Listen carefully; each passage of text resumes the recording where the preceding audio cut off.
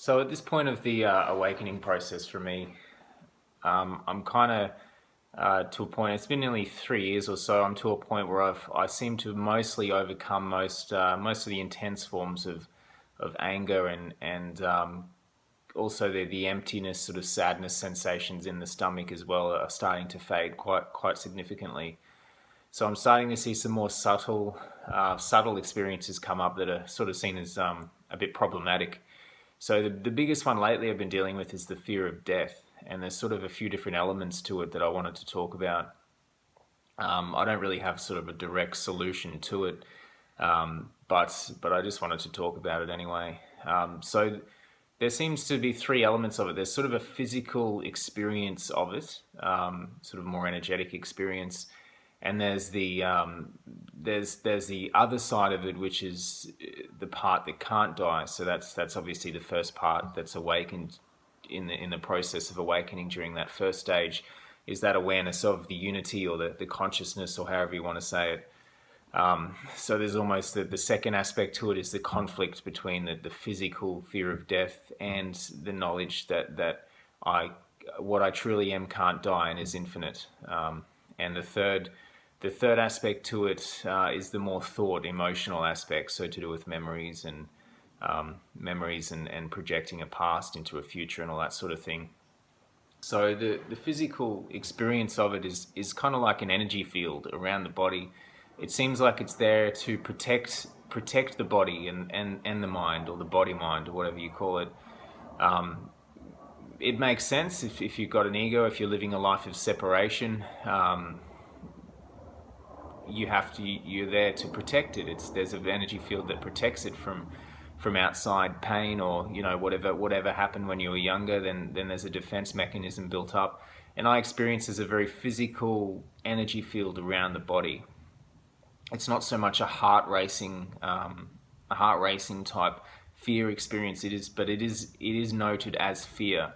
The energy field around the body is a sort of a thick protective mechanism that I do sense is based on a fearful sort of state, and that just surrounds the body as I walk around and do anything. Even sitting in this room on my own, I can still sense it there, that the body needs to be protected, and I guess combined with that is the mind as well. So the body mind needs to be protected.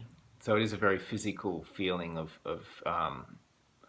the sense that this body could die, and that it needs to be protected, or it will die. So from there, that leads me on to the other part of it, which is, the physical body can die, but that first stage of awakening does awaken you to the fact that you aren't the body. You are the fabric of the universe, or consciousness, or whatever you want to call it. So there is that dichotomy there where I do still have a body. I still have enough of a self that I fear the death of the body. But at the same time, I do know that my truthful experience of reality is that I am not the body.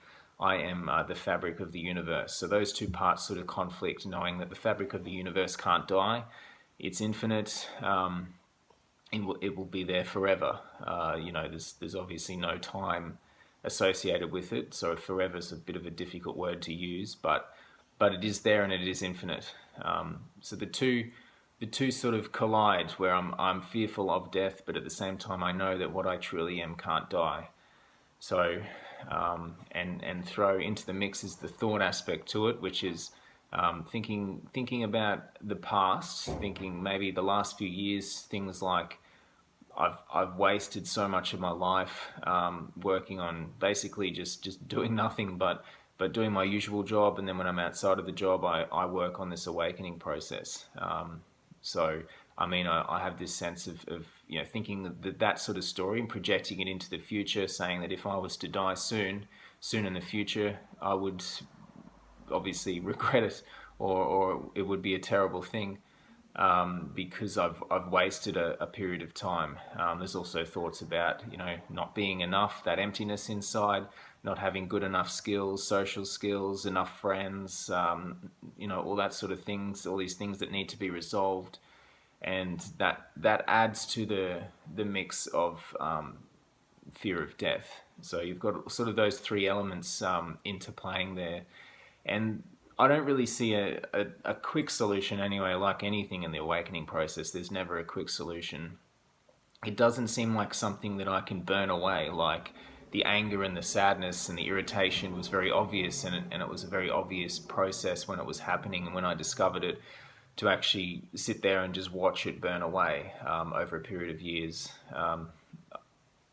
But this fear of death is a far more subtle, and I think it probably may be one of the last things to go. So obviously when there's no self left, there's nothing there to be fearful, that can experience fear of death. So that's really it. That's basically the solution, is just keep going. Just keep burning away at these problematic emotions, and then wait until the fear of death is faced directly. And when there's no self left, there's no more fear of death.